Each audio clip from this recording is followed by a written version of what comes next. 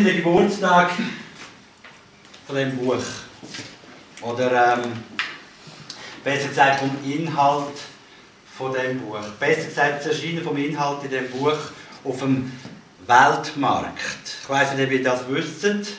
Wir sind in einem Grimm-Jahr. Marktstrategisch sehr gut positioniert. Vor 200 Jahren, am 20. Dezember 1812, ist der erste Band von den Brüdern Grimm auf den Markt gekommen. Die Zwerge, das sagen ursprünglich die Helferengel vom Luzifer. Und wo da die ganze Himmelsrevolution war, sagen, haben natürlich all die Helferengel mit dem Luzifer zusammen den Himmelspalast müssen verlassen.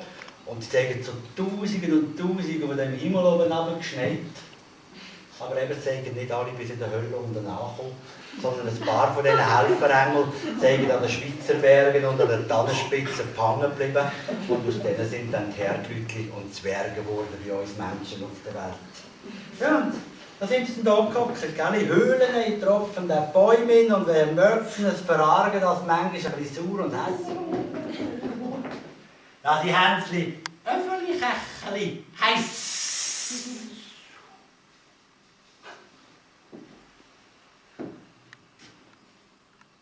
Sie wiederholt immer, schau mal, wie sie nervös ist.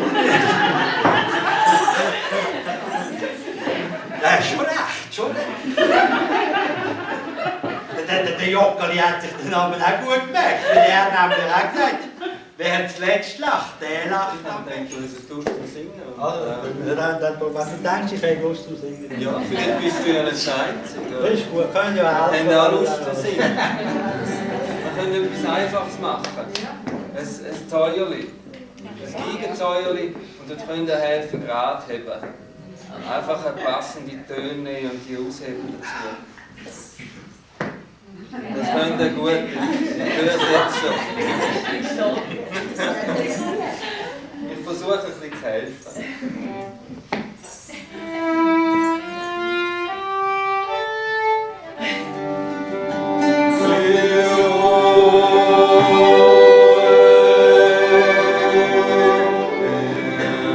Die Hexe zum Ofen schaut hinein.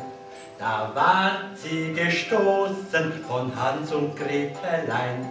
Die Hexe musste braten, die Kinder gehen nach Haus. Oh, hier ist das Märchen von Hans und Gretel aus. Dann sind sie nämlich mal in die Stadt posten. Ja. Und da haben sie schon so schöne, grosse, farbige Häuser gesehen und einen Haufen Herren und Madammen, so schöne, rausgeputzte, gell? Und dann haben sie zueinander gesagt, du, pst, musst du mal schauen, ich glaube, wir nicht so viel arbeiten in der Stadt wie wir auf dem Land draussen. Wow, die Frau hat sich fast nicht satt schauen an dem schönen Sonntagsstadt. Und sie hat zum Mann gesagt, du Mann, geh rufen, goldige Vögel, wir werden jetzt keine Bauernleute mehr sein, wir werden jetzt auch in die Stadt wohnen. Aber der Mann hat gesagt, nein, Frau, wenn du das willst, dann rufst du nur gerade selber.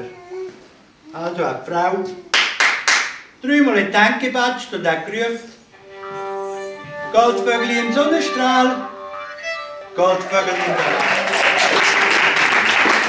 Oh nein!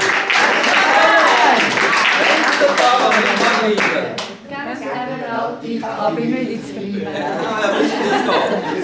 Denn wer nicht tanzen und gönnen kann, dem Du, tut der Box mit der Teufel an!